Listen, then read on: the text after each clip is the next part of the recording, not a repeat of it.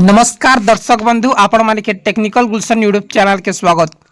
सो दर्शक बंधु आगामी 7 दिन रे केन केन जिला रे वर्षा हेबा से नहीं ए वीडियो रे हमें जानमा केते परसेंट वर्षा हेबा केन केन जिला रे अधिका हेबा केन जिला रे कम हेबा से जिनिसटा हमें ए वीडियो रे जानमा। आपण माने पहला करे हमर चैनल से निश्चित भाव चैनल के सब्सक्राइब कर देबे, बेल आइकन के प्रेस कर देबे काहे कि ना एंती इंफॉर्मेटिव वीडियो आपण माने सर्वप्रथम हमर चैनल माध्यम रे पाई पारबे। आसन वीडियो के आरंभ करमा।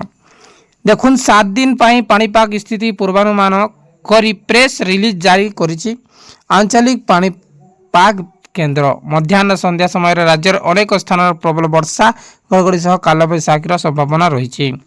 आमे डायरेक्टली जीमा केते तारीख 30 तारीख ठीक अच्छे 30 तारीख की जेनटा कि जून मासर 30 तारीख आपण मैंने देखी पारछन। जून मासर 30 तारीख ने अपडेट देछे कनक न्यूज। जून मासर 30 तारीख पाई अनेक जिला को येलो एवं ऑरेंज वार्निंग जारी करा जाइछे। मयूरभंज, केन्दुझर, जाजपुर भली जिला को ऑरेंज वार्निंग जारी करा जाइछे। बेले भद्रक, केन्द्रापड़ा, कटक, ढेंकानाल, अनुगुल, देवगढ़, संबलपुर, सुंदरगढ़ भली जिला को येलो वार्निंग कराइछे। मध्यम धरण वर्षा ए सब जिल्लार गोटे किंबा दुईटी स्थान प्रबल वर्षा हेबा, बाकी स्थान 40 रु 40 किलोमीटर प्रति घंटा बेगरे संभावना रही वर्षा हेबार। सही परी जुलाई 1 तारीख केते तारीख जुलाई 1 तारीख रे किछि जिला को येलो एवं ऑरेंज वार्निंग दिया है। नयागढ़, कंधमाल, कलाहांडी भली जिला को ऑरेंज, तारपरे ऑरेंज बेले काणे बेले वर्षा हेबार संभावना अच्छे।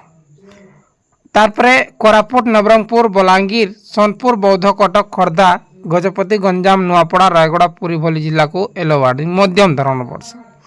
यही सबू जिलार गोटे किंबा दुईटी स्थान रे प्रबल वर्षा सह झटका पवन आसवा ठीक अच्छे 30-40 किलोमीटर प्रति घंटा।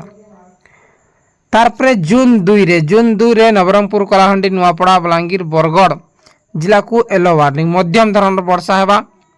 तारपरे जुलाई 3 और 4 तारीख सुंदरगढ़, झारसुगुड़ा, बरगढ़, केन्दुझर, मयूरभंज जिलार गोटे किंबा दुईटी स्थान प्रबल वर्षार संभावना रही से अपडेट। जून 29 रु जुलाई 1 तारीख ओडिशा उपकूल हार जेनटा कि 45 रु 55 किलोमीटर बेगर पवन रहिबा सह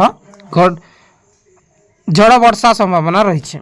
सो दर्शक बंधु देखुन जून मासर 4 तारीख जाए वर्षा हेबार संभावना अच्छे बोलिकरी पानीपाग विभाग कहउछन। बहुत बहुत धन्यवाद दर्शक बंधु। किसी वीडियो आर्थिले कमेंट करूँ, वीडियो भल लगे लाइक करके शेयर करूँ।